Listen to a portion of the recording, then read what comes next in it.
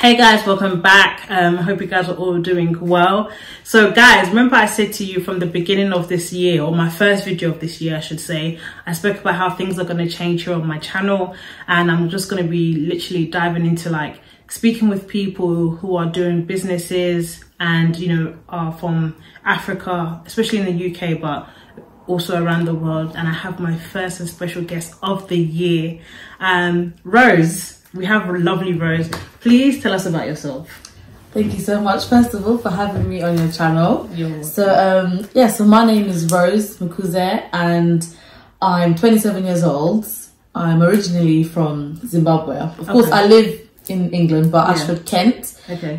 Just outside Ashford. I was born and raised in Zimbabwe. So I came over here when I was 5 years old. Okay. So very much westernized, but I still very much know my roots and where I come from. Yeah. But yeah, I'm one of 6 siblings. So yeah, and I'm a musician by trade. That's like my thing is music. Yeah. So my whole family are musicians. My dad was in a band called Horn of Africa, and he used to travel. He's actually opened up for Bob Marley before. What? I know. This is all before I was born. Oh wow! So he pretty much gave up like the music life for us when he had children, and then we moved over to England. But before that, he was traveling. Literally, it's called Horn of Africa, and so I feel like the musical genes have always been It's in your blood. It's in my blood, exactly. My brothers are artists, musicians, cousins sing. So it's a very musical family. They're like the Jackson 5 kind of thing, isn't it? Basically. Oh, that's so cool. So you said you came here when you was 5 years old. Yeah. Do you have memories of you being back home in Zimbabwe? Of course, yeah. What is your what is the highlight moments that you remember of you being a kid when you was back home? I feel like being the highlights for me would be, so where we lived was quite, I would say, suburban, but then everybody has like a village. Yeah. So, but in Zimbabweans we call it Kumusha. Okay. So we have a place where it's like the rural areas where like our grannies would live. Or during the summer, I remember going to my grandma's house and there's like a farm. So I remember like herding cows, like literally like with my parents. Well, you actually did that? Yes. But along with an adult, obviously. There'd be like there's like a farm, there's like a farmer that would live on the plot with like my grandmother and things like that. So the highlights I remember is spending summer holidays at my grandmother's house, but it was a place called Murewa. Okay. So basically like the countryside. Okay. As Africans we know what we mean, but like the village side of Africa. That is so interesting. Okay, so you've basically you can actually claim that you've grown up in Africa and you live here. Yeah. And so obviously even though you was young, would you ever move back to Africa? Yeah. 100%. Yeah. I've always said I'd rather, for example, maybe when I'm a bit older as well, and I find that in my community, in the Zimbabwean community, most of the time it's when like the elderly, the retired stage, they go back home. Everyone's always like, I'm going back home, because even now most of like my family, like the uncles that are near the age of retiring, all their working life they'll be sending money back home to build the houses, to build the businesses back home, because they know when I'm retiring I'm going back. Same for me. I feel like yes, I'm Black, African, British, but my heritage is most definitely Africa. Where it be because I'm actually married to a Ghanaian now. So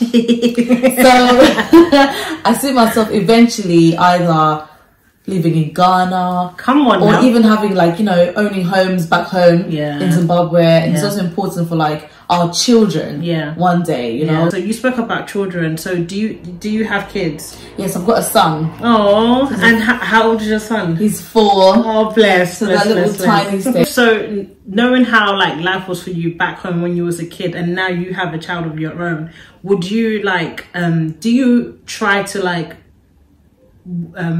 your child know about back home? Do you want them to know that side as well, or do you just want them to know what they know, which is just basically being in the UK, if you know what I mean. No, I definitely want my son and, well, maybe more children in the future to definitely know about back home. For example, what I like to do is, so in my language I speak Shona, but I'm not as fluent in Shona. I can understand it very clearly. If anyone's Zimbabwean and they're talking around me, they can never really gossip because I know exactly what they're saying. But it's just when it comes to me speaking, I'm a bit slower. So what I like to do is whenever I take Roman to my mum's house, his grandma's house, I get her to speak Shona, so he can start to pick up, because at that young age they're like sponges.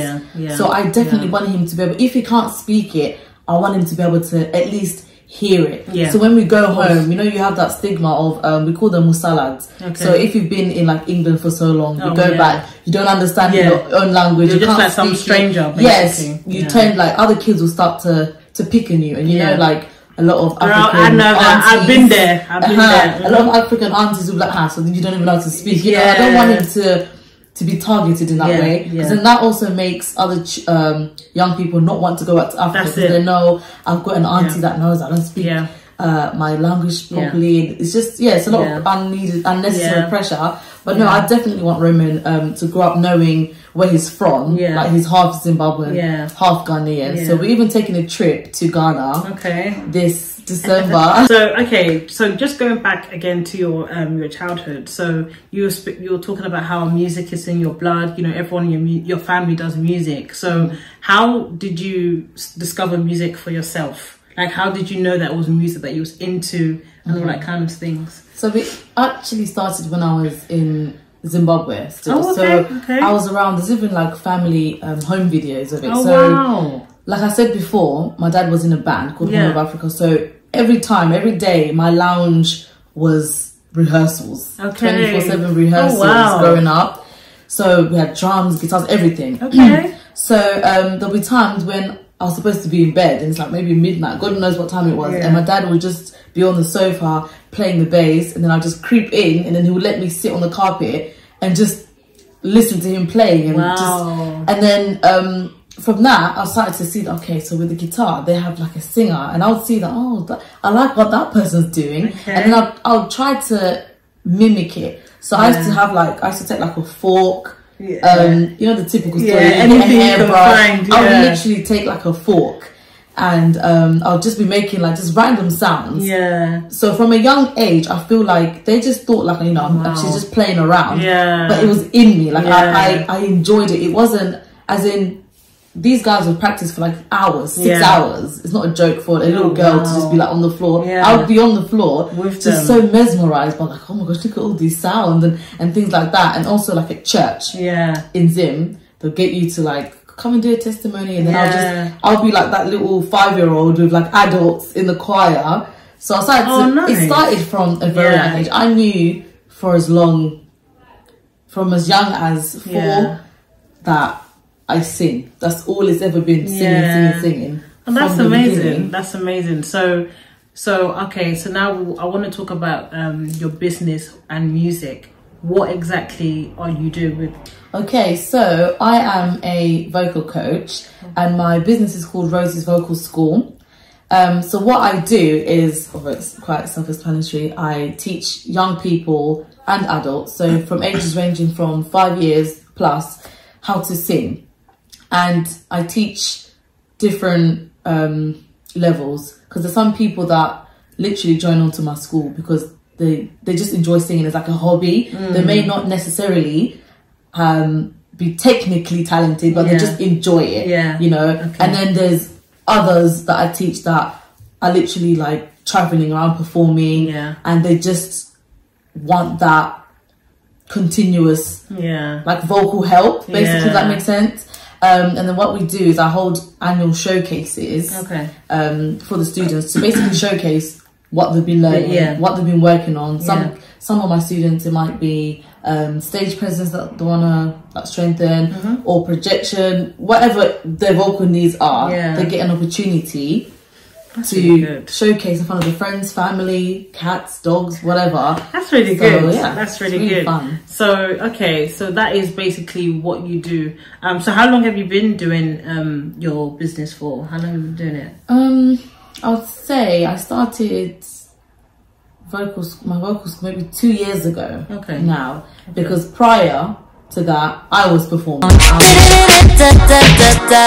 all comes alive in the night. Young, you know, doing my thing, like as an artist. And then I just thought, how can I change, like turn my love for music into a business and like to help other people.